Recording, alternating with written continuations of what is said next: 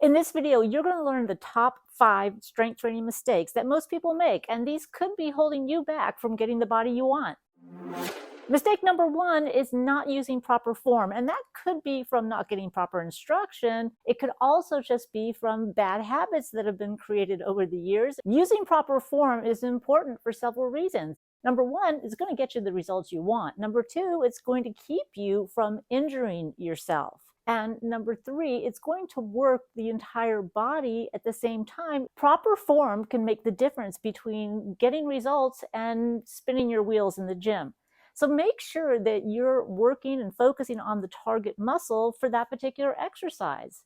And if you're not sure, start with lighter weights. You can always use them as a warm-up. And with that lighter weight, make sure that that target muscle is the one doing the work. That means it's initiating the work, it's controlling the whole range of motion, and you feel it in the muscle that you're targeting. It's always a good idea to get a refresher course with a trainer and go over some of the exercises you do most often. When you meet with a trainer, come with a list of exercises you're doing or that you want to do, and have them go over the form of a few exercises so you can master those before moving on to others. Many times we just fall into bad habits that we can't see, but a trained eye can. And that's going to save you time, get you to your results faster, and in the long run, keep your body functioning properly and help you avoid injuries.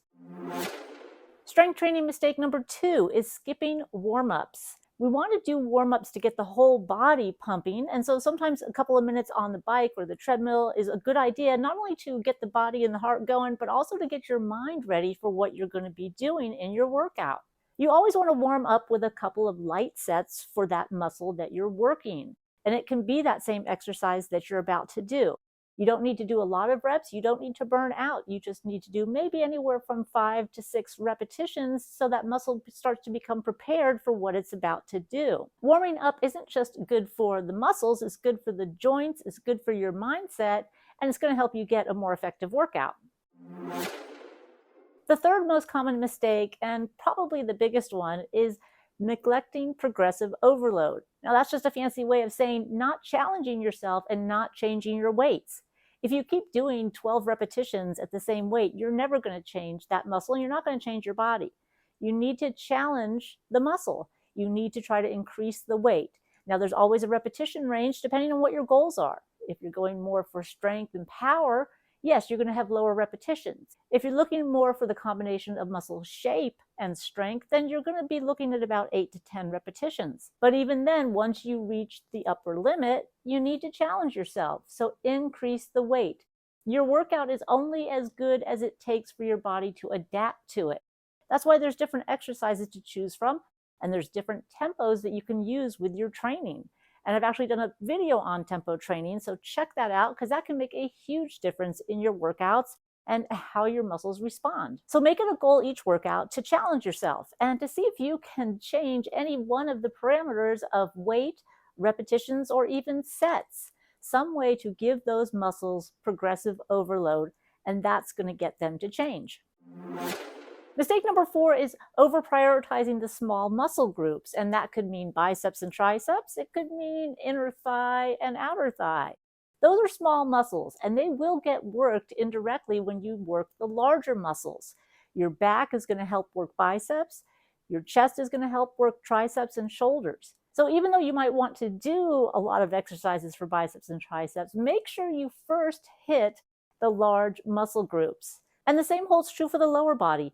Doing direct inner and outer thigh work is essential if you've got muscle imbalances or you've had injuries, but it's not going to do much to change the shape of your body. So focus on your squats, your lunges, deadlifts, things that are going to work the entire body at once. Focusing on the larger body parts are going to do more for your weight loss goals.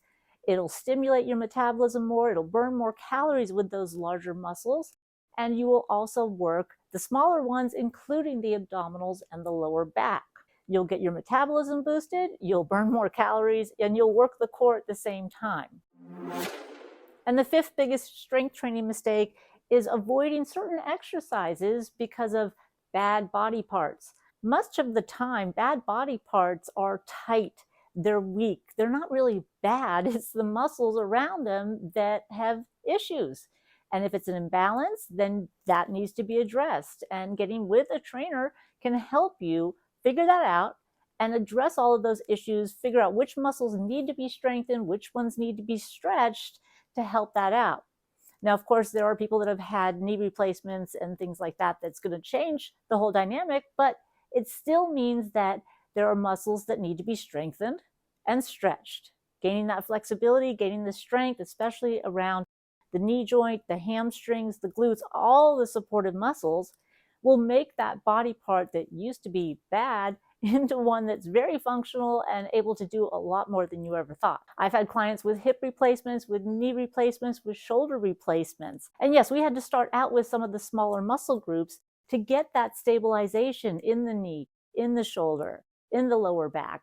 And these are stepping stones to the larger functional type exercises like squats and deadlifts. Very often I've had people come to me and say that they can't do squats because they have bad knees. Well, it turns out most of the time they just have very, very tight hip flexors and quadriceps, and a stretching program helps them to loosen those muscles so that they can actually do a proper squat. And as we get older, we have more injuries, we have more tightness from lack of regular activity, and that makes it more essential to get with a trainer or a professional to help you figure out what you should be doing for your body type. And if you want to work with me as your trainer, there's a link in the description on how to contact me. See results faster? Watch this video next.